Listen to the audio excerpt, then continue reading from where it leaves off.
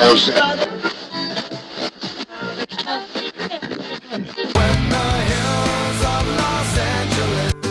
Angeles, I'm and most Hollywood nights. She goes to California, oh, California. What you say about Los Angeles?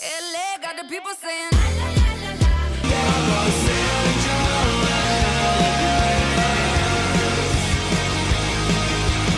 You're listening to Corner of the Galaxy on cornerofthegalaxy.com.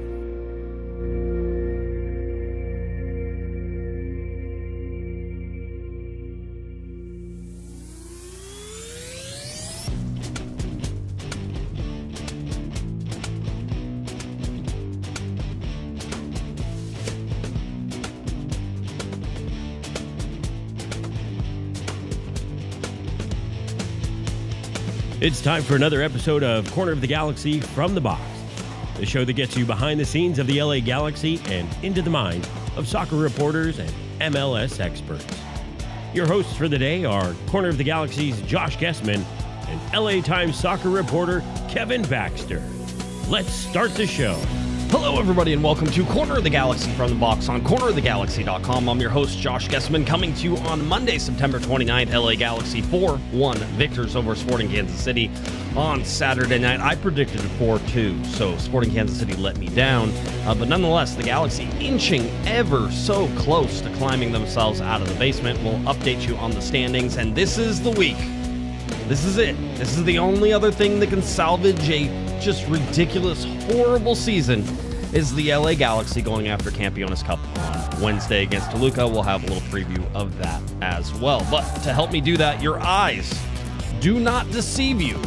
He is actually back. Nobody can believe it.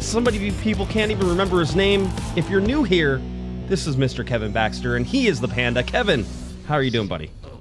Hey, what did I miss while I was away? Nothing. Anything happen? Nothing. It sounds like nothing happened. The Galaxy remained in last place. When you left, they were in last place.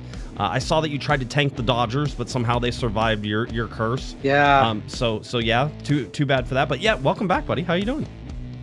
All right. Yeah. It's good to be back. Yeah, not too bad. Do you have any special surprise news that we need to know about for anything? Yeah, I was going to tell you that the surprise medical news. We talked about surprise medical news. Yeah, when we were setting up the show, we talked about this, and you guessed it. I did. You're pregnant. I'm pregnant. No Yes. Tylenol for me. Yeah. No, actually, I do have some real surprise medical news, and it's not that I'm pregnant. Okay. Although maybe in the world of pandas, don't the male panda deliver the babies? I don't know. I don't think do they maybe rear the children, whereas I'm pretty sure it's still the female pandas who give birth. I don't know. We're not on the zoological side of things. We shouldn't be guessing on all this. Well, yeah, my surprise medical news is during my sabbatical from Corner of the Galaxy, I actually spent some time in the hospital. I was admitted to the hospital for a couple of days. I had a blood clot. It's my second blood clot. Congratulations. So all of it's a deep vein thrombosis, so it's in the lower leg, and all available legs have had blood clots now. The first one I got during the 2010 World Cup in South Africa. That was pretty bad. That was a little kind of scary. The second one I got, however, in the left leg a couple of weeks ago, that actually had a pulmonary embolism attached to it. So both legs and 50% of my lungs now have been infected with this blood clot thing. So I had to spend a couple of days in the hospital. I blamed it on covering baseball. Right. I just blamed it on not being at soccer matches, covering baseball. One thing I like to do, some of the Dodger writers who remember me when I was a full-time baseball writer give me a hard time about soccer. And what I love to do is as we inch into the sixth inning, I like to stand up in the press box and say, if this was a soccer match, it would be over by now. And I'm sure they love that. I'm sure that's exactly what they want. Yeah. Mm-hmm. So anyway, I survived the hospital stay while I was gone, and am now back to soccer, at least for tonight. Yeah. And then baseball playoffs tomorrow. There you go. See, right back into it. Well, I didn't miss you, but some people in the chat room say that they missed you. So, we had Damien covering your spot. So I think Damien's glad that you're back. Wow. Well, no, that's a big step up. What? Damien from you? Yeah, absolutely. Yeah, Damien. Yeah. I will say one thing, the last thing about the hospital is I always thought hospitals were supposed to be relaxing and places where you got, recovered. No. Oh, no. The guy in the bed next to me, I don't know what his problem was, but he's moaning all night. He should have been in the hospital. Yeah. It was really bad. And then they come in like every 3 hours to wake you up to make sure you're sleeping okay. Yes. They wake you up and say, "You sleep? Everything okay?" Yeah, it was until you woke me up. It is. Why do they do that? It's ridiculous. It is more and more, and I think the common sort of knowledge of it is also there too. Is that even doctors and nurses and everybody, they want you in the hospital as little as possible. You will get more rest at home. You'll be more comfortable at home. All those things. So as soon as they can get you out of there, as soon as they feel that you're good, they want to get you out of there. And a lot of that I'm sure is insurance and all that sort of stuff. But really, I think it's for the well-being and recovery of the actual patient is get out of there, as fast as you can. The first time I had the blood clot back in 2010, I do remember. You speak of the insurance. They were really worried. It was pretty bad, and the doctor said, "We're going to have to stay in the hospital. I observe you. This is really bad. Let me go check with your primary care provider, and I'll be right back." And he goes off and comes back and says, "Here's your discharge papers." Clearly, the insurance company said, "Amputate and send the guy home. We're not paying for this." That's what it is. That's certainly how it is. Well, as I mentioned in the start there, the LA Galaxy have almost, possibly, inched their way closer to climbing out, not being the worst team in Major League Soccer. Now, we thought it would be a race between the LA Galaxy and Montreal, perhaps, but right now it's turning into a race, it looks like, with DC United, and DC United has a worse goal differential. They're a really bad team. And if the Galaxy could climb above them in points, everybody could point at DC United as being a really bad team instead of the LA Galaxy being the really bad team. I think DC United is 1 point ahead in the wooden spoon race. Yes. And the Galaxy have a game in hand. Yes.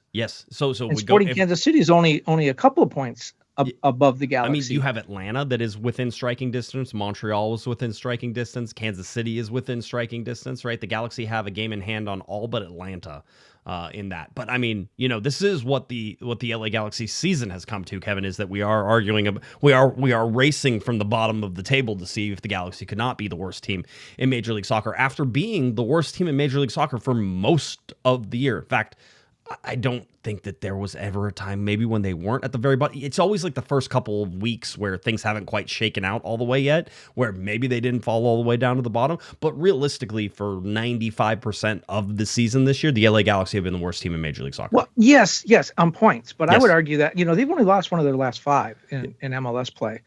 For the first, half of the season into May, late May, early June, certainly, when they were winless, yes. They were terrible. Yes. And they were finding new ways to lose. Remember that game with the Red Bulls?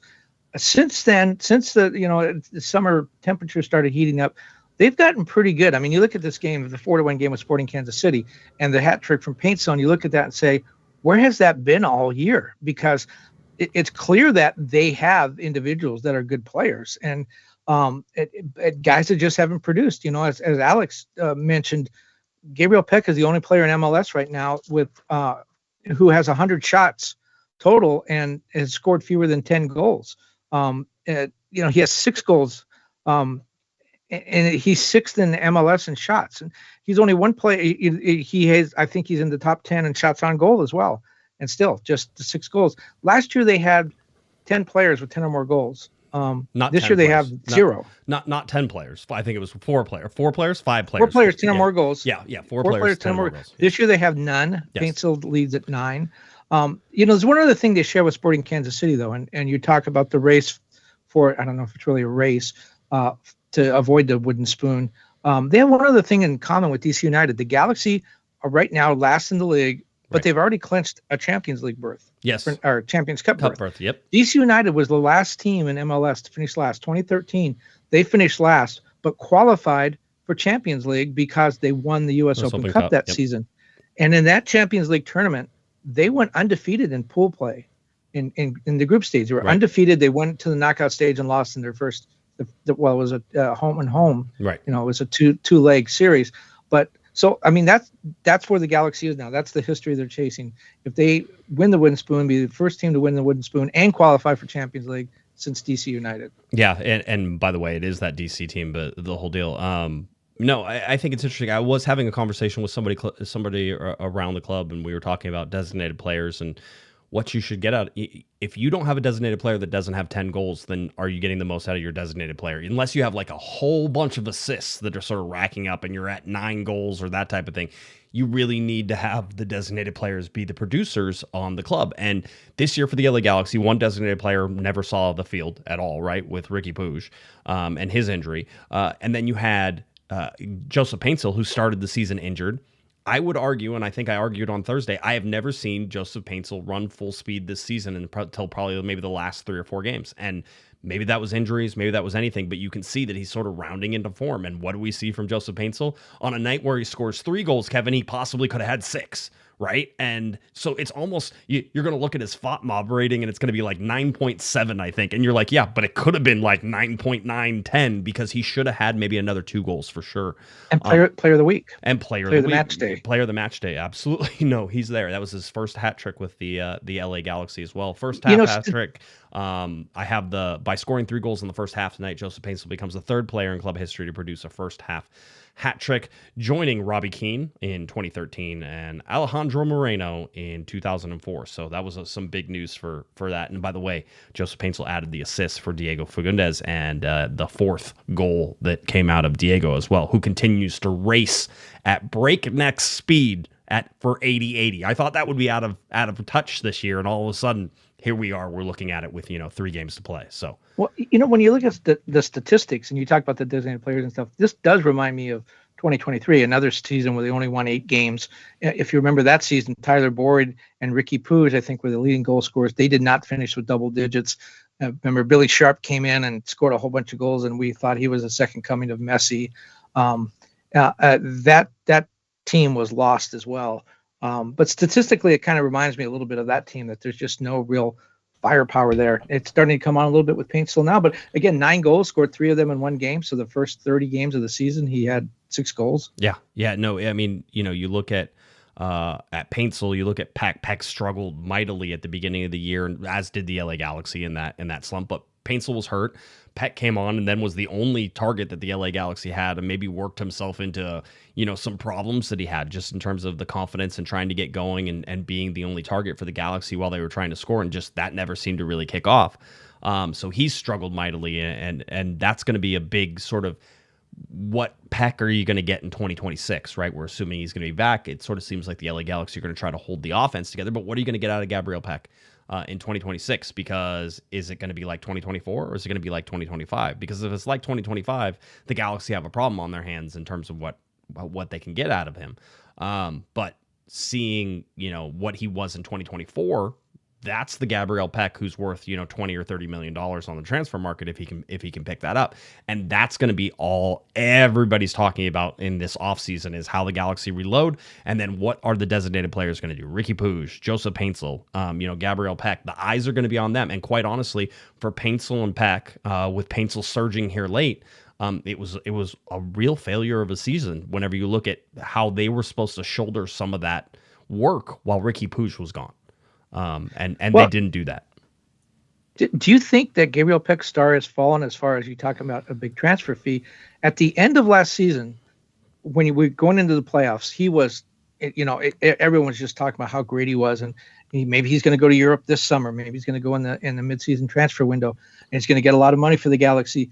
And then I think the first sign of a little bit of stress that I noticed was Seattle just shut him down in the Western Conference Final. I thought they did a great job defensively, and I think maybe some people figured some things out. And I don't want to say he struggled, but the way people have been able to shut him down carried into this season. And I think a lot of European teams that might have wanted to pay a lot of money for him sort of stepped back and said, we want to see him do it again, because he didn't do it this year. For one of the highest scoring teams in Major League Soccer last year, which was the LA Galaxy, the entire LA Galaxy team got shut down by Seattle in the Western Conference Finals, and still was the only team to be able to beat Seattle in those playoffs in order to advance past them.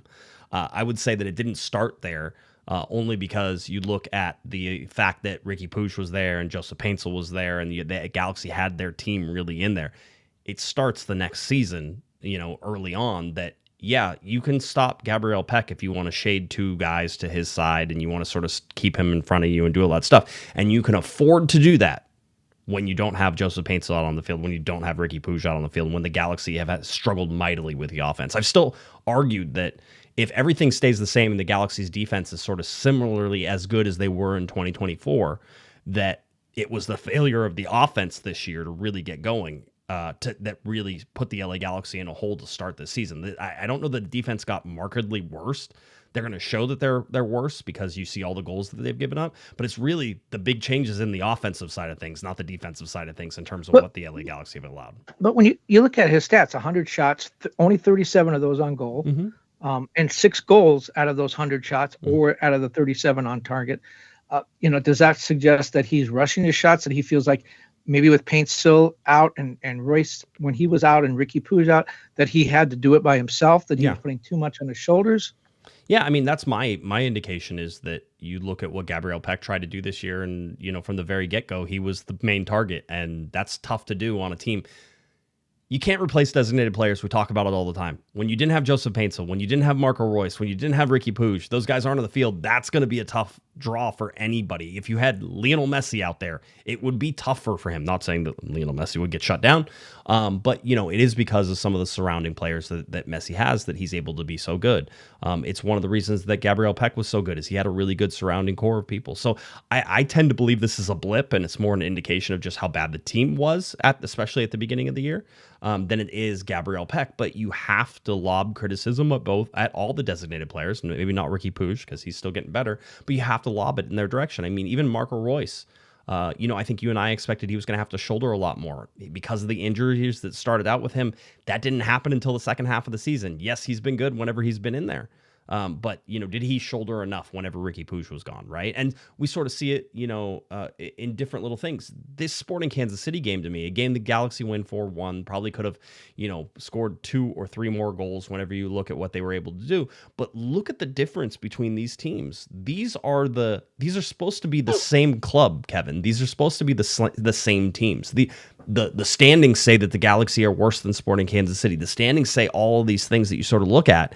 And then if you want, for me, the Sporting Kansas City game was the indication that the LA Galaxy have grossly underperformed this year. And maybe it's unfair to say that at the end of the season, sort of seeing what their second half has been, which I agree with you, has been better. But at the same time, we're still going to, years from now, we're still going to look at the beginning of the season and sort of scratch our heads and be like, yeah, the injuries sucked. Yeah, losing players sucked. All those things sucked. They still probably shouldn't have been as bad as they were. No, you're going to look at that roster and you're going to look at that record and you're going to say, what am I missing? The disconnect. One thing that the time that I've been away, I've been following the team, obviously, and I've been kind of impressed, to be honest. I mean, the way they came back from 2-0 down in Seattle and came back and tied the game on the Yamane goal in the 87th minute, or the way they scored 9 minutes into stoppage time to tie the game in Houston. And the reason, the Seattle game especially, here's a team that's going to the playoffs, flying high, and Galaxy go down 2-0. I think it was early right around halftime, the second goal scored. That's a game where, the Galaxy, we're trying to avoid the wooden spoon. These guys are fighting for supporter shield.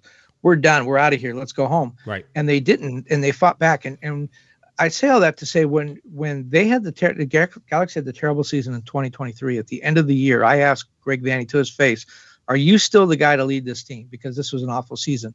And what did you do at the end of the season to prove that you deserve to come back? And he talked about how they used the end of the season to prepare for 2024, which led to an MLS Cup.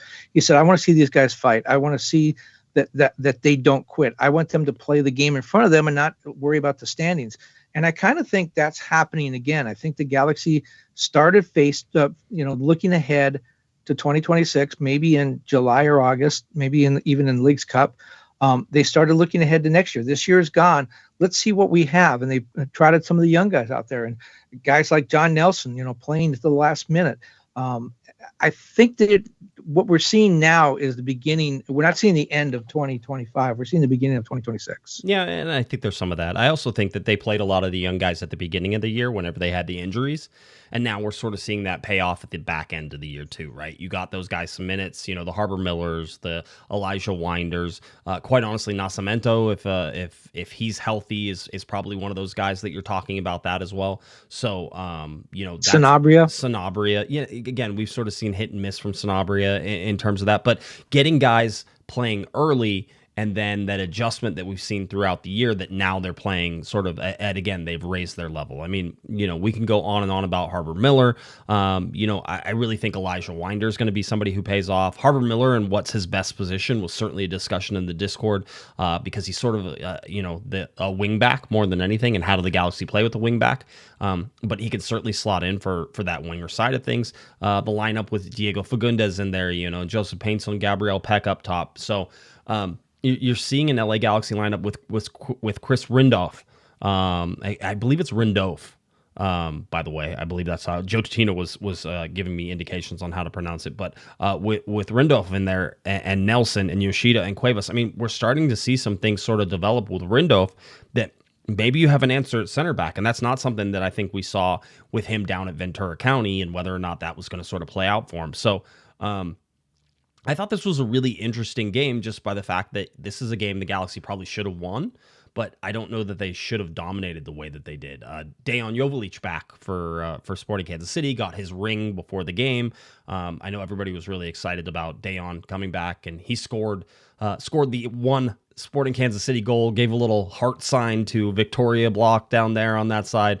I thought it was a really good way to sort of allow Dejan to have a celebration, score a goal, and do all those things. I mean, if you're the LA Galaxy, knowing that Dejan's absolutely going to score a goal on you, you'd want it to happen in a 4-1 win than anything else. So, and that goal came against probably his best friend on the team when he was here. Who was that? Mitrovic. Oh, Mitrovic, yeah, 100%. He's scoring on Mitrovic. That was Maya Yoshida commented recently whenever we asked him about Mitrovic, and he goes, he's quiet, and he goes, he's quieter now that Dejan's not here anymore, right? The whole deal. So he's even quieter, right? So he's sort of the lone duck out there for the LA Galaxy now. So, but seeing all of that sort of take place, Marco Royce bobbleheads, I think this was the game to me that sort of, again, I think we've had some of these where, Kevin, you see the game and you go, yeah, the Galaxy aren't that bad. The record isn't that bad. Yet here we are looking at their record: 5 wins, 17 losses, 9 draws. They have a winning percentage of 16.1% so far this year.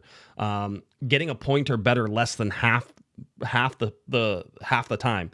Last year, the LA Galaxy got a point or better 76.5% of the time. Just if you're sort of keeping, they have a losing percentage that's approaching 55%. So the turnarounds have been crazy on this. We can go into sort of 2017 because I think people are always interested in 2017. The 2017 team, Kevin, they went 8-18-8. So they won 8 games. They finished with a 0.94 points per game, and they scored 45 goals while allowing 67. I'm going to go and look at our projected end of the season stats for the LA Galaxy in terms of goals for and goals against. So in 31 games, they've scored 41 goals, allowed 62. That projects them now to have 45 goals, the same as 2017, and 68 goals against, one more than 2017. That would be a franchise record too. What? Most goals allowed. The most goals allowed. 68. It's not.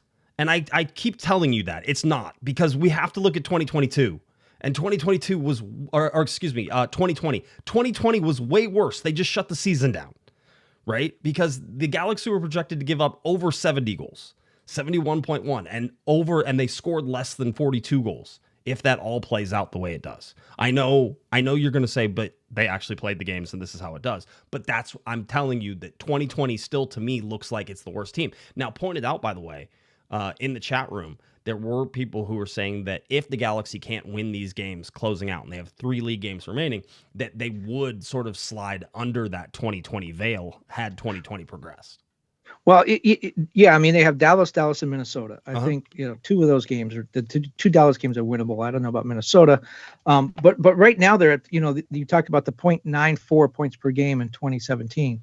For a full season, that's the lowest the Galaxy have ever had. 8 wins that season and in 2023, fewest wins ever in a full season. 18 losses in 2017, most losses in a season. The Galaxy right now are at 5-17-9. So all those things are, they're right. They have to win. They have to win out to get to 8, and if they lose 1, they match the 19. But also points per game. Right now they're at 0.77. There's only one time they've been under 1 in a full season, and that was 2017. So they potentially could win the fewest games, lose the most games, have the highest goals allowed, and the lowest points per game. They could. Yeah, there it is. There's your chart. 0.94 in 2017. 2020 technically was 1. Again, you play that whole season. They just no way they finish over 1 in that one. But 0.77 points per game right now. Yes, 100% the Galaxy are on par to be the worst LA Galaxy team ever for sure, without some play here. I know that the LA Galaxy, I've talked to a whole bunch of them, Kevin, they are dead set on not finishing last in the league. The funny thing is they could still be the worst LA Galaxy team and finish above DC United, in some of these, and maybe that would sort of be fitting for the two winningest franchises in Major League Soccer, both DC and the LA Galaxy. But the eyes tell me they're not as bad, right? 2020 was bad. 2017 was horrible, right? The whole deal. And this year I haven't felt that at all, which is even more perplexing. It's fun to be able to put this season in the bank, and I'm looking forward to its conclusions. That way we can sort of start reminiscing on exactly what we saw. But in terms of, this is going to be one of those arguments that we make in 5 or 6 years where people are going to be like, oh, well, that 2025 team was the worst LA Galaxy team ever. And I think we're going to have a pretty strong argument to say they weren't even close to the worst team ever. They may have finished that way in a lot of the metrics, but watching them play, night and day difference between 2017 and anything else. And I don't even know. I mean, you can make the arguments with the numbers, and you have. The 2020 team was pretty bad, but it had Chicharito, it had Jonathan Dos Santos, it had some good players on that team. There was a lot of stuff going on. Chicharito and his personal issues and COVID and they did beat LAFC that year for the first time at LAFC. So, there were some good things about that team. The worst team I think I've ever seen, the worst Galaxy team, was 2017. That season was a mess from the start. If you remember, they traded AJ De La Garza right before the season started. Then Robbie Rogers couldn't play, and they had a midfielder at right back. The end of the season with Jesse Zardes playing right back. Oh, they went through 2 coaches. Right back, yes. Yeah, they went through 2 coaches. They brought in some guys that just didn't fit and had to get rid of them. There were guys. There was a bad clubhouse. All these things. That team was terrible. Where do you come down? I know that you and I have spoke about this privately, and I don't know if you talked about it on the pod. The whole idea of, should Riqui play this season, get out there and run around for 45 minutes, or should he not? Where do you come down on that? Because I have some strong views, and I talked to Will Kuntz about this. I am going to say I've been on the front of this, in which I said that Riqui Puig should have played. If he was ready to play, he should have played this year. I'm going to stay by that. I don't change anything.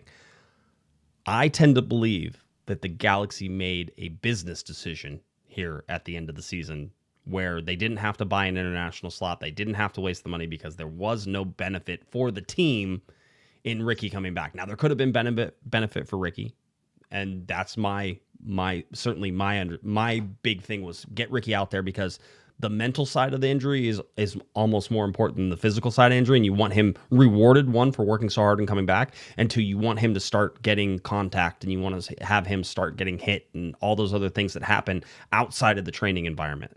So that's been my stand. I tend to believe that the Galaxy, because and I'm sure they were guided by doctors and everything else, but I tend to believe that if the Galaxy had the open international slot, that Riqui Puig might play the last couple games of this season. But being that they didn't want to spend the money on it, because it's just wasted money, because it's not going to help the team in any particular way. That's an interesting take, and there's probably a lot to that. And I think back to 2017, remember Sebastian Lletget had that Liz frac, or whatever it was called. Liz Frank fracture. That thing too. He had both of those. Yes. And he didn't come back at the end of the season, the season was lost, and they didn't bring him back. But with Riqui, and again, I know Will Kuntz has told me I'm wrong on this, and Greg Vanny has said that I'm wrong on this, and I am not a general manager or a coach. If I were, I wouldn't be doing this show. So I guess I would have to bow to them. But my feeling on this is, I agree with you. If Riqui can play, I think you need to get him out on the field at least a little bit, for a number of different reasons. One is, make sure he's okay. That's why in baseball they send guys out to do rehab assignments in the minors, to make sure everything is okay. Let Riqui take a tackle in anger, not something on the practice pitch. Let's see if the chemistry is still there with his teammates. And the reason I say all that is Will Kuntz is going to go into this offseason, and I know his argument's going to be, when Riqui comes back, we're whole again. We're going to be great. Well, what Riqui are you getting back? Are you getting the full Riqui back? And we don't know that, and we won't know until training camp if you don't play him. I think you really need to get out there and let him run around and see what you have, because his health dictates your whole offseason. You can't get into March and say, oh gosh, Ricky's not really ready, we need somebody else. You got to find that out now. The whole idea of the business side, maybe saying we don't have the money to do this, let's not do that. That's an interesting thing. It's not even we don't have the money. It's that we don't want to spend the money. Because of why, right? And that's my whole thing. And to have to move the roster around or do different things, but it doesn't make sense. I agree that it doesn't, from a business side of things, from the sports business side of things, it doesn't make any sense to do. I understand that point. I'm fine with that. Well, and the other thing with Riqui too, I've heard from some fans say, look, it's been a lost season. These guys sold us on the fact that they were MLS Cup champions, which they were. They said buy season tickets, come out and see these guys. And they said it's been a Ponzi scheme. We've been sold a bill of goods. That's not true. Let us see Riqui. Send Riqui out. Let us see him one more time. Yeah. And in talking with Will about what went wrong this season, he said, it was the midfield. The midfield is the motor of your team, and our midfield was a work in progress all season. And he's right. But when you go back and look, hey, they went into the offseason knowing Riqui wasn't going to be there. And they traded Mark Delgado, and they traded Gaston Bergman. And they didn't do much to I think they thought Marco Royce was going to be the answer. They didn't do much to fill that midfield hole. They went after Lucas Sanabria. They brought him in. Remember, this is not, and I get this. There's revisionist history going on all the time. Not saying you're doing it, right? But they couldn't keep Mark Delgado. They couldn't keep Dejan Jovalic. These are not things that were possible under the salary cap and what they were dealing with. So you go out and you try to fill with guys that you know. Now, you're filling them on a different budget now, right? Because you're filling them in on a budget that has to fit under things. I understand that part of it, right? You're not going to get Mark Delgado. Lucas Sanabria is not going to be Mark Delgado. That's not going to happen. So yeah, absolutely. You try to fill it with what you have, but it's a different way to look at things. The math changes because of the salary cap and the way it goes. And I think if you go back and say, okay, if there's not the injury to Paintstill, if Nascimento or Christian Ramirez really fills that center striker role, then Fagundes can play in the midfield. And if Royce is healthy, maybe it's a whole different season. Maybe. And I guess if you buy that, then I guess it goes back again to Riqui. Well, let's see what Riqui is. Let's make sure we have the Riqui we had in 2024 before we start making all our offseason plans. And again, I'm not Will Kuntz. I'm not Greg Vanny. I'm not a GM or a coach. They're the experts. But it if I were in their position, I think I would feel better getting Riqui out on the field. And you make a good point about why spend the money now? It's not really, as Will told me, he goes, what's that going to prove? If he plays 14 minutes or 45 minutes or whatever, it really doesn't change anything between now and then. Yeah, and I think that's also the case. I mean, the other argument to that is also that I think there could be an argument that said that the doctors didn't say he was ready, and then maybe he's just not ready. It's less than a year from whenever the injury took place. That's not unreasonable to just be like, hey, he's not ready yet, right? The whole deal. That being said, watching him on the training videos looks great, but he has not rejoined the team. He's not training with the team on a regular basis. He's still off on the side. He's still off on the side. So, and I know we've seen videos of him, participating at the beginning of the training when he's with the team, like in the rondos and stuff like that. Some of the small little box drills that they do in order to get warmed up. He's been doing that, but he hasn't been participating in full training. Greg Vanny ultimately, last time I asked about Riqui, said, once you get back to full training with the team and then you have 2 or 3 weeks of full training with the team, then you're, ready to come back in. We haven't seen that step being taken by Riqui Puig. And there's not enough time left for that now either. Yeah, exactly. And then you're going to shut him down, then it's the offseason. That's the whole thing that I worry about is the reward Riqui hasn't gotten the reward that he deserved for sort of coming back and working hard and doing all that stuff. Right now he has to wait for the offseason. But by the way, we talk about the offseason, like January 1st, like the Galaxy are going to be training because we're talking about February 3rd through 5th is their first game in CONCACAF Champions Cup. So this is a ridiculously, the Galaxy are going to have this long offseason, Kevin, but it's going to be shortened by basically a month because of the CONCACAF Champions Cup. And because of that, their offseason won't be as long as maybe it could have been. And so the Galaxy aren't going to have as much time as they probably, would have had they not been in CONCACAF Champions Cup. It's the downside, which is there's very small, but there's the downside of CONCACAF Champions Cup right now is that the Galaxy are going to be 4 weeks into their in preseason. and then going to play a CONCACAF Champions Cup spot. Which, by the way, how does CVI, the Coachella Valley Invitational, work? Whenever I was just going to ask you, what happens with that? It's happening. More teams than ever. Tom Braun told us more teams than ever. So there's going to be more teams down there. I just don't know if the Galaxy leaves CVI to go play their CONCACAF Champions Cup game and then come back to CVI to continue their preseason. I'm really interested to watch. I don't know what the answer is. By the way, David. And so that means, is that first game in the Champions Cup, is that for everybody? So if you're in MLS Cup final December 6th, you only have less than a month before training camp? It's not for everybody because some of those teams that finish higher will get buys into the second round. Okay. The Galaxy will not get a buy into the second round by virtue of their finish in league.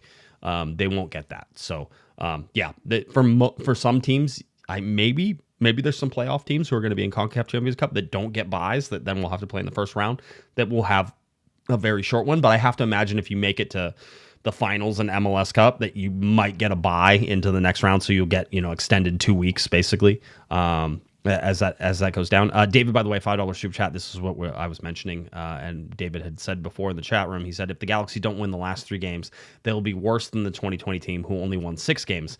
But the season was shorter because of COVID. Again, that's the clarification.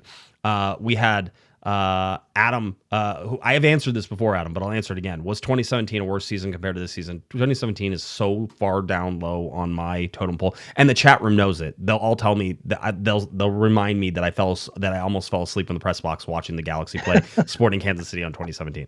$2 super chat is from Adam, says still can't get over keeping Fagundes over Mark.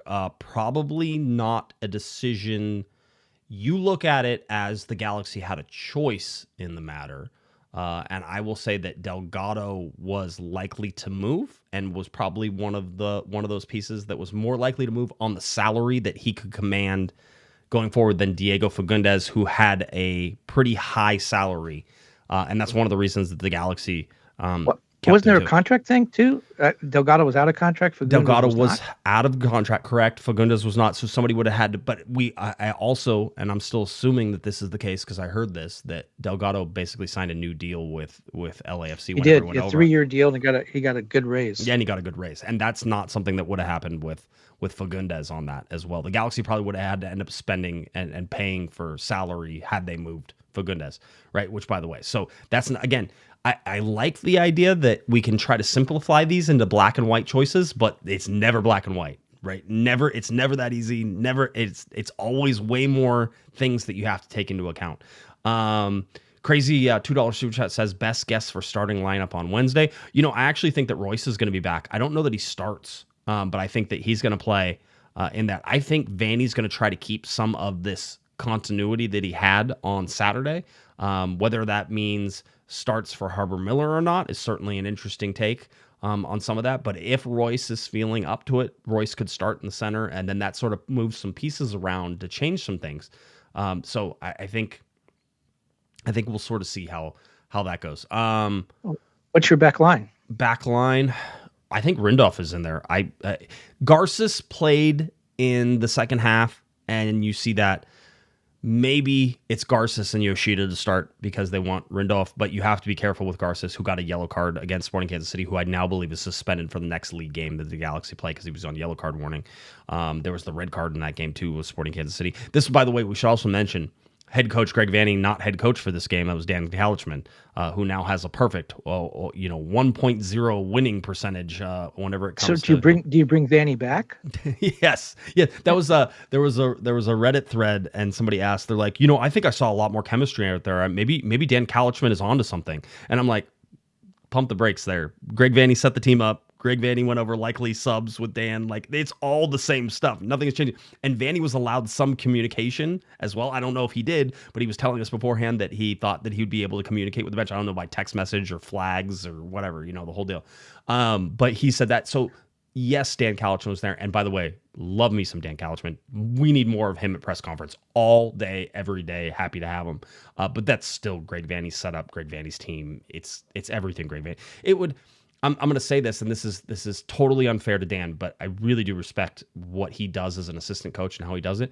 If you let go of Greg Vanny and you have Dan Calichman there, it's like having Greg Vanny in like that, and that across that entire coaching staff, they are all very much disciples of the game. They all think very much similarly. I would suggest that you would get a similar style whenever it comes to these things, little tweaks, stuff like that. But that's what I see there. Let's see. Crazy Brain, his son Adam wants to know who your favorite podcasters are. Kevin, do you have any favorite podcasters? Do you listen to any podcasts? No? Kevin's like, I don't even have time. No, I used to like the old Men in Blazers when it was two of them, and that was kind of fun. When it first started, it was sort of new and fun, and they made a lot of jokes and it was funny. Now it's a Man in Blazer and with a lot of guests, and it just didn't have the same rhythm to me. Yeah, I mean, some people would say that we don't have the same rhythm right now. I was doing a lot We're of shows supposed to by have rhythm? myself. Yeah, no, there's the two white guys. No, not gonna happen. Who's my favorite podcast? I tend to not listen to sports podcasts. I tend to not listen to like serious podcasts. I'll listen to some comedy stuff, that type of thing. But for the most part, my favorite thing is to find like historical podcasts and listen to those. And I couldn't even tell you who the host. I told everybody I listened to the Titanic podcast. It was great. Really enjoyed the Titanic podcast. And I couldn't tell you who did the whole thing, but it was very much like a produced segments, right? And you have a narrator who's walking you through everything, and then they have talking to different guests about different things. So I really like that. So. I like a lot of World War II content. The thing I love about podcasts, two things I love about them is there's really unlike a radio show, traditional radio show. I'm an old guy. I remember radio. Is there's no time limit. If you want to go 25 minutes, you can. If you want to go an hour and a half, you can.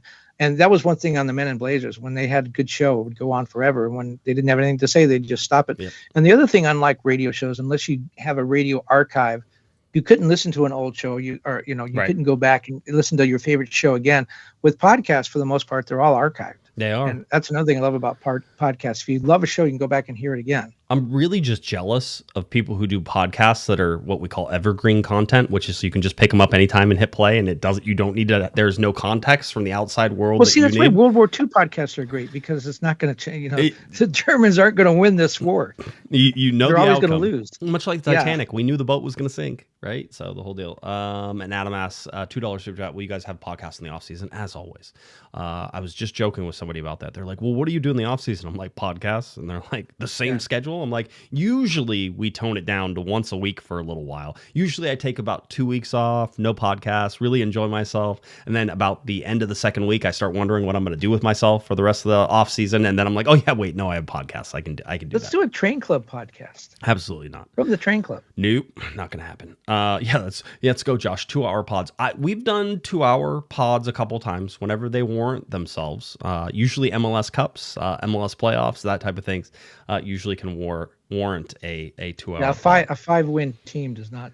You don't get a 2-hour podcast. No. There will be off-season stuff though. I'm interested to see. I would implore that the LA Galaxy do exit interviews. Implore, because we don't get it like we used to. It used to be you go down there and you would talk to every single player as they were coming out of the locker room with their trash bag, doing the whole thing. And you could just grab anybody and you would all scrum around and you would ask questions, do that. And you'd do that for a good hour and a half, 2 hours. And you just talk to everybody who walk by, and you get to that way you have stuff on everybody who leaves, everybody who comes in. People are going to say interesting things. It's the end of the season, so it's always a nice perspective to look back on different things. I would implore that the Galaxy do that again, because I think it's and by the way, explain what you're talking about. Exit. We don't mean exit interviews where they bring out 3 guys, a captain, and one other big name guy, and he talks. No, we mean every single player talks or is available to talk. Good Lord, what a nightmare! Including Mitrovic. Yeah, Mitrovic. Oh, sure, why not? Let's talk to him.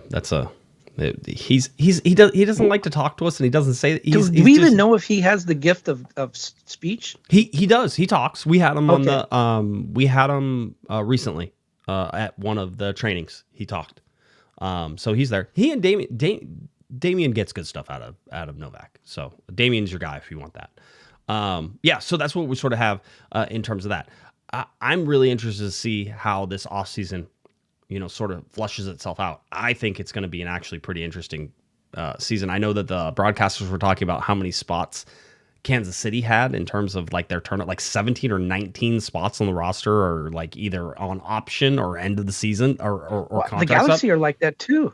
Galaxy are like that too. They've got I think about they're a at like dozen. 9, 10, 11. It's not as high. It's not 17, right? Like the whole deal. So trying to figure that out. But that's the other thing is the Galaxy should be better than Sporting Kansas City. That game should have been the way. Whenever you realize Sporting doesn't have a scouting department, I think there still sans a GM or at least a direction. Yeah, they don't have a coach. No coach, no official head coach, right? All those things. So really interesting stuff. Joseph Paintsel makes the team of the match day. First of all, he's on there, had a great game with the 3 goals and the 1 assist. So that was always awesome. We talked about his 3 goals in the first half hat trick, and then the LA Galaxy's Joseph Paintsel was named player of the match day according to Major League Soccer and the voters there. So Who's the guy on the left? I don't know. That's Riqui Puig. He's been out there. That dude almost got carded like not too long ago in a game, and he was like, they were warning him, like the referees were. He's sitting on the side yelling at the referees. You gotta love that. Ricky's And he's still wearing a part of watch. He Do is. 22-year-olds wear watches? Yeah, of course. Whenever they have money like Riqui Puig does, you wear a watch. 100%. You don't got an Apple Watch. It's a cool watch. It's very nice. Just looking at the designated players and the amount of minutes they played, we're almost at 50%. So you would hope that it would be closer to 66%, basically, because you're looking for 2/3 if you have one who doesn't play at all. But you're at about 50%. Joseph Paintsel has made pretty large strides, 1,799 minutes.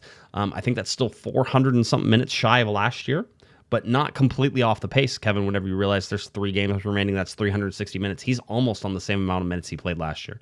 2293 minutes for Gabriel Peck.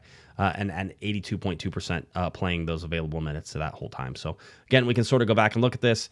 A little under 50%. We can go to 2018, which was right around 50%. 2020 was around 60%. So the 48.9% in terms of designated player availability is still on the lower side for the LA Galaxy this year. So we'll watch that. We can look at the home points. The LA Galaxy averaging 1.13 points per game at home. Last year, they averaged almost 2.5 points per game at home. That's what happens when you go undefeated at home in a season. That's 17 points total this year. It was 42 points total last year. So again, quite the gap, quite the difference. The LA Galaxy, Kevin, if they don't win the game in Dallas will go down as the first LA Galaxy team not to win a game on the road. So there's another little feather in the cap for the LA Galaxy and all that stuff. So weird things happen in Dallas, so don't expect that to change anytime soon. So I don't know that you can count on those points, but it certainly should be a focus for this LA Galaxy team to try to win that game on the road because they haven't won a game on the road this entire year. That's crazy. It's also not crazy because I watched most of those games, so I remember that. This is all the LA Galaxy teams in club history compared with the LA Galaxy this season, and there is a yellow line that the LA Galaxy are chasing. That is that 2017 team. We can go over here and see that 2017 team is still 4 points ahead of the 2025 LA Galaxy. Having said that, there can be a closeout here. So the LA Galaxy in 2017, 8, 18, and 8. All right, so 24, 32 points, right? 32 points total. So the LA Galaxy chasing that 32-point total with 3 games remaining, which is a total of 9 points, which would get them 33 points if they won all of those games. Still less than a point a game, even if they win out, less than a point a game. 0.77 points per game. 0.94 is the current lowest. We'll watch that as that goes. Let's see, anything else that's fun and exciting? I will also point out this. The LA Galaxy have only scored first 9 times this year. They did it against Sporting Kansas City. When the LA Galaxy score first, they outscore their opponents by almost 2-1, 20 goals for 11 goals against, and they are 5-3-1. The LA Galaxy, whenever they allow the first goal, 22 goals. 22 times this year they have allowed the first goal. They are 0-14-8 whenever that happens. So again, no zero. I think that just really shows when you have to chase the game, it really changes the way you play both for the Galaxy and the opponents. Yeah. The other point that I'd like to point out is there have been no 0-0 draws this year.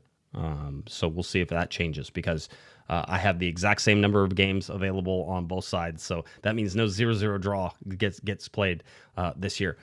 Looking at the LA Galaxy in terms of the average points in a month, and the LA Galaxy September with 2 draws, a loss, and a win.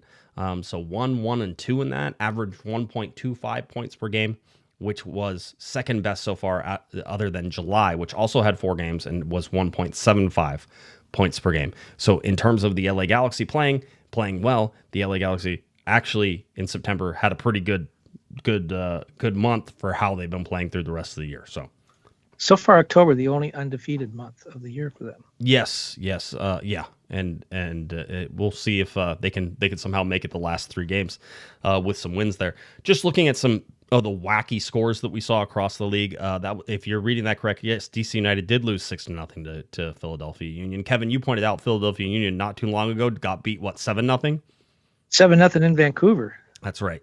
So again, just some crazy little things going on. One of the interesting ones, one of the wacky ones, San Jose over San Diego. I watched the highlights of that game. San Diego should have scored like 2 or 3 goals in that, but San Diego loses at home to San Jose. San Jose now poking their heads into the playoffs. So Bruce Arena they management. have 2 games left, and the teams around them have a game in hand. It's going to be really tough for Bruce Arena to make the playoffs. And I actually thought that they were going to do it. I thought that they'd make the playoffs somewhat easily. Seattle and Vancouver, that 2-2 game was pretty interesting. Let's go to the general allocation. Yeah, in Espanol. General allocation money in Major League Soccer. They released the last list. Now, you look at this list, the LA Galaxy listed as having $120,000, $580,000. Let's try that again. $120,580. Yeah, just do it in English. Yeah, I was going to say, so that's the problem. I'm pretty sure the numbers are in English. I don't see any periods in there. So $120,580 is what the LA Galaxy have in general allocation money. You would be right to thinking that is on some of the lower end. Now, there's definitely teams that have less than that. I mean, you can look at Austin has less and Chicago has less. Portland. Portland has less. But the thing is, the Galaxy were at 0 at this year, at the first reporting of this. So after everything was said and done, they had 0. So the Galaxy have actually added money to their general allocation money. So $120,580 is what they added. So technically trending a little bit in the right direction. The other thing I would like to point out is that 0 is fine, Kevin. 0 is a great number to be at when your team is complete. You have a team that's competing. You've invested all the money that you have into the team. That's okay. In fact, you would hope that at every year you end with 0 because you don't need to keep any. You want to spend it and use it then. But the bottom line is that the Galaxy still had holes to fill, were in that 0 range, and so therefore didn't have the money to sort of make the moves. Now they're sort of starting to amass that a little bit as they head into 2026. And that money carries over. Just it doesn't end at the end of the year. They will carry over. Plus, things free up whenever you go to the next side of things. So like, I would be amazed once 12/31 hits and everything resets. I want to see what the general allocation money is in there, because then you haven't allocated it to contracts yet or anything else. So there's a pot of money that ends up being there that you then allocate across things. So just a sort of heads up on what's going on with the general allocation money. 4 games remaining in the season. 3 of those are league games. 1 is Campeones Cup coming up on Wednesday. We'll talk about that here next. Dallas, the LA Galaxy will do a home and home. Away to Dallas whenever they go on October 4th, just 3 days after they play Toluca in Campeones Cup. Again, last chance for the LA Galaxy to win a road game in 2025. They haven't, so that'll be one that we get to watch. Then they're home October 11th, and then they're home October 18th. It's Dallas and then Minnesota to both of those. Well, and there's an international break in here too, right? The MLS is not taking the break for, so the Galaxy lose, but conceivably Paintsill. That's it. Probably Paintsill. Maybe some guys to some of the younger teams, but a lot of times they'll get called. If they're going to play in MLS, they'll stay. But I think if the international break, and I don't have the dates in front of me, if it affects the Minnesota game, that could be a boon for the Galaxy. Because I think Minnesota last time had like 6 or 7 guys. It won't, because that's decision day, right? And MLS doesn't play an international break on decision day, right? That's not how that works. So there's not going to be. But the Galaxy have very few decisions. 100% decisions have been made. All those are done. We talked about the standings already, but Philadelphia tops in the East. It is San Diego tops in the West. Tied with Vancouver. If you've been watching any of this, I'll tell you, I thought the Seattle-Vancouver game was really telling. 2-2 with Vancouver away at Seattle, was able to come to score 2 goals against Seattle in Seattle. I am starting to move more money into the Vancouver spot. But having said that, LAFC is probably the hottest team in the West right now, maybe the hottest team in Major League Soccer. And they still have some games in hand. They have up to 2 games in hand with San Diego or Vancouver, 1 game in hand over Vancouver, 2 games in hand over Minnesota. So I expect that they jump here pretty soon, especially the way they are playing. That's a team that's going to get hurt by the international break, because they'll lose Son, Bowenga, Potentially Tillman. They'll lose. Son and Boanga, I think, have scored the last 15 goals for that team. Yeah.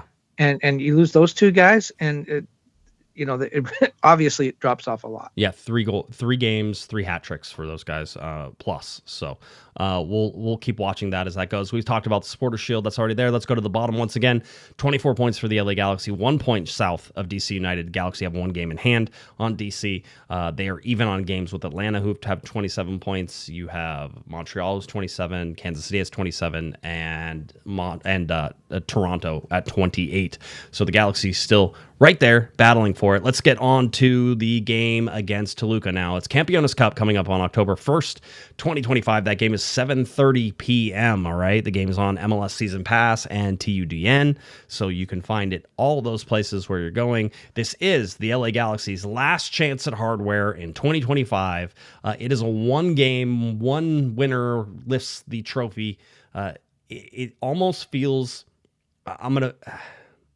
I don't know how to say this politically. I don't know that there is like a good way to say it, but this is a one-off exhibition game, and they're going to give a trophy away from it. And I just feel like I think at one point Greg Vandy said, hey, it'd be nice if it came with a CONCACAF Champions Cup, spot. I'm like, no, it doesn't. It shouldn't even have a trophy. It's just this like sort of, this is Babe Ruth having a home run derby with somebody else, from a different team.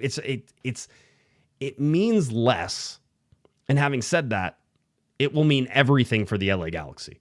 I don't know if Toluca knows how much it'll mean to the LA Galaxy, but the LA Galaxy will absolutely, if people get injured in this game, they're going to die trying in this game. And it has been evident from that, talking to everybody from Joseph Paintsel or anybody else.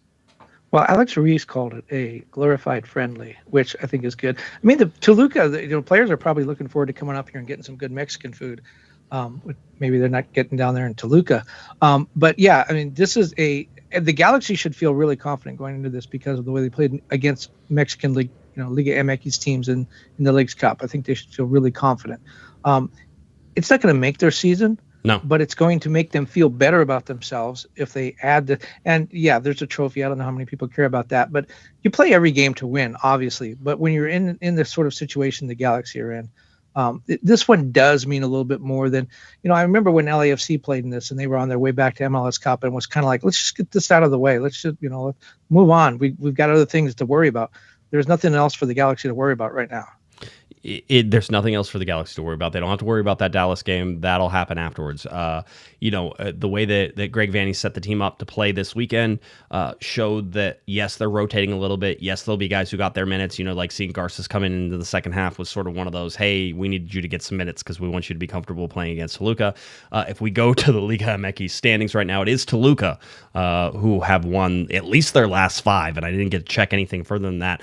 They just played Mazatlan, and they won that game 3-1. It was, however, they also got a red card in the first half. So they're winning 1-0. They get a red card in the first half. It was Hector Herrera who got the red card. That will not affect, I don't believe, his standing for Campeones Cup. That's inside of the league.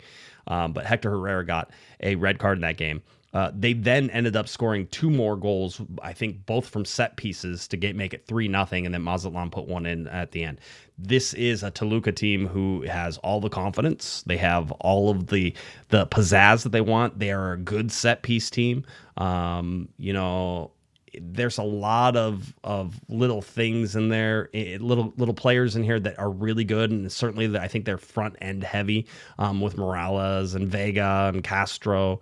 Herrera's in there into the center, and then Arce. So Arce, a lot of national team players in there. There are, and they are a good team this year, and the LA Galaxy cannot afford to really pay too much to give them any sort of leeway. Now, having said that, I actually watched Toluca play because they played against Orlando in Leagues Cup at Dignity Health Sports Park. It was part of the doubleheader. So I got to watch Toluca struggle with Orlando.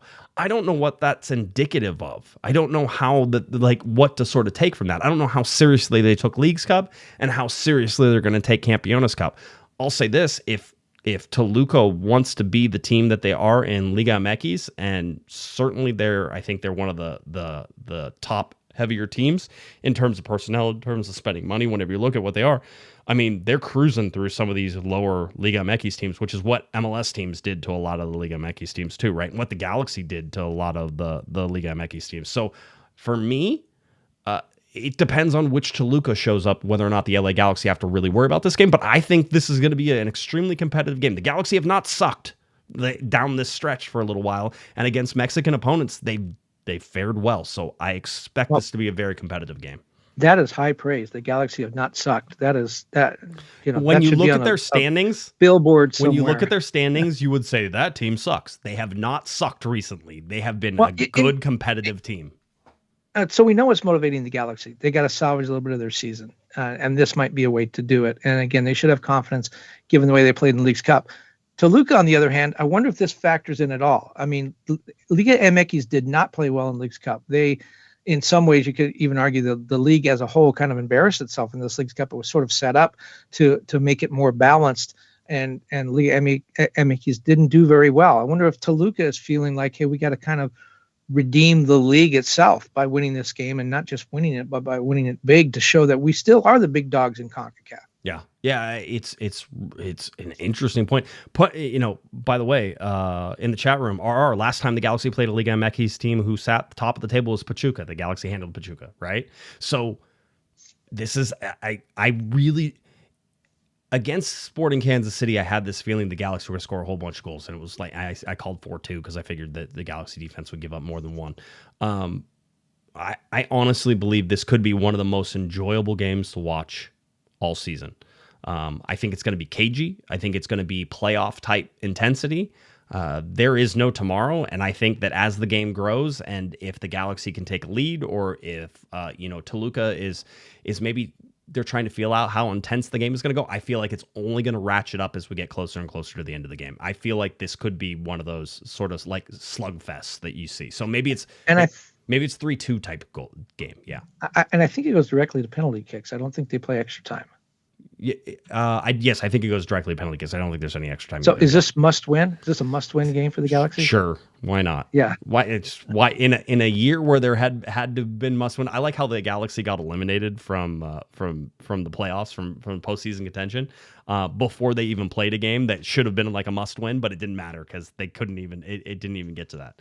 So yeah, that's what we have. So Campeones Cup, I'm semi-excited for it. I agree. I think it is a glorified exhibition. And having said that, somebody mentioned it's the Community Shield game, right? It's sort of like, hey, it means something. How much does it mean? As the hammer always says, Kevin, they don't take the trophies away. So should the Galaxy win a Campeones Cup, they can put that in their trophy cabinet and it will be there forever. Are they going to build one of those little stages on the field with confetti and then hand the cup out? Absolutely. Wow. Okay. If you don't, then you are saying this is just an exhibition game. You put some money into this. Is Don Garber coming? You know what? Wouldn't be surprised if he was there. I think he might be there. What else is he going to do? Go to President Areola from Liga MX is going to be there. They probably are going to be there. I guess there was. So yes, this is going to be a tough game. I am expecting big things from Joseph Paintsill, who continues to sort of thrive here at the end of the season. I feel like he's healthy. He's good. Diego Fagundes is going to be someone who's going to make this game interesting. I have really liked Diego's game in the last probably 10 games, maybe the last third of the season, and what he's been able to do. He's a leader and a general out there, and the team seems to follow him where they go, and so he needs to be that in this game. Interested to see if Marco Royce comes back on, because I think if Marco Royce plays, then the Galaxy, and by the way, I think it's a second half sub that brings Marco Royce in, which is one of those things, Kevin, where we all get to sit there in the press box and go, must be nice to bring Marco Royce off the bench, right? Guaranteed we will say that whenever it happens. And you know who else is going to be there? Riqui Puig is going to be there. Riqui Puig will be there. He'll right on the sideline. Not in uniform, but he'll be there. He'll be there 100%. With his watch. Yeah, absolutely. Patrick says that Campeones Cup is just a participation trophy. It means that you did win the league last year and that you are playing against the winner of the league, this last year from LigaMx as well. So that's all it means. Again, a trophy. Does it give the fans something to cheer about if it happens? Absolutely. Am I going to want to take anything away from that moment should it happen? Absolutely not. Give it to them. Let the players celebrate. In a year that has been short on wins and celebrating, let the LA Galaxy win like they won an MLS Cup if they win it. I can see it. The media guy is going to have reigning Campeones Cup champions, LA Galaxy billboards. Yes. We're going to have a plane with a banner. Think so. I don't think that any of that is That sounds like it's outside the marketing budget for a team that has 6 wins right now. So We know one thing: if they win, they're not going to be able to defend their title. No, they're not. They will not be playing again for next year, but they will be in CONCACAF Champions Cup, which would happen regardless of this game. So that's what it is. So that's it for me. Anything else that you want to get to before we get out of here? Because I think I got to go take my blood thinners now. Yeah, you've been sitting for too long. You need to get up and do something. By the way, the people saying you need to start exercising more, maybe take up some biking and get the blood flowing a little bit more. Whatever you need. To do. I've been the last couple of years I've been averaging over 14,000 steps a day walking. But obviously that's not working. So. That's it. Yeah. Need to do some more. Well, good. I'm glad that you survived. They didn't chop anything off. That's good for you, and that you're back here doing Monday night pods again. I know you were disappointed when I didn't have a show last Monday when I literally couldn't talk. So I was like, I miss all the fans. Yes. They don't miss me, and but I miss them. They're crazy enough. There were people who would, when's the panda coming back? I don't know what altered mental state those people are in, but they missed you. So Tom Braun even mentioned that you weren't on the show. Now, I won't tell you whether or not he missed you, but he mentioned that you had not been on the show. He asked. Yeah, it's like, is he ever coming back? Don't bring him back. I don't know that he said that. I wouldn't put words into his mouth. No, he was asking about it, but he did enjoy Damian Calhoun, which of course I know you enjoy Damian and I enjoy Damian. So it's always nice to have Damian on the show. So, all right. Anything else? We good? Let's get out of here. All right. We're good. Let's see. Here we go. Campeones Cup Wednesday. If you're looking for Mr. Kevin Baxter on socials, and why would you? At KBaxter11 and all those wonderful places. LATimes.com for all of his writing. That goes with, soccer. That goes with baseball. That goes with basically everything that you could possibly want. Kevin Baxter is there for your coverage. If you're looking for me on any of the social medias, it's at Galaxy Podcast, cornerofthegalaxy.com, YouTube, Spotify, SoundCloud, iTunes, anywhere you can find your shows. Your podcast, your history podcast, we're right next to it. Right there, Corner of the Galaxy, type it in, and we're there. All right, LA Galaxy, Toluca, Campeones Cup, coming up on Wednesday night for a trophy. Little glimmer of hope here for the LA Galaxy in 2025. For Mr. Kevin the Panda Baxter, I'm Josh Pato Guesman. You've been listening to Corner of the Galaxy from the box on cornerofthegalaxy.com. Have a great one, everybody. You've been listening to the Corner of the Galaxy podcast on cornerofthegalaxy.com. You can follow the show on Twitter and Instagram at Galaxy Podcast. And be sure to check out and subscribe to iTunes, Stitcher, and Facebook by searching for Corner of the Galaxy. Fans, we thank you for listening, and we ask that you be kind and courteous to your neighbors as you leave the podcast. We thank you for joining us and look forward to seeing you again. Until then, I'm Michael Araujo, and on behalf of the entire Corner of the Galaxy crew, goodbye, everybody.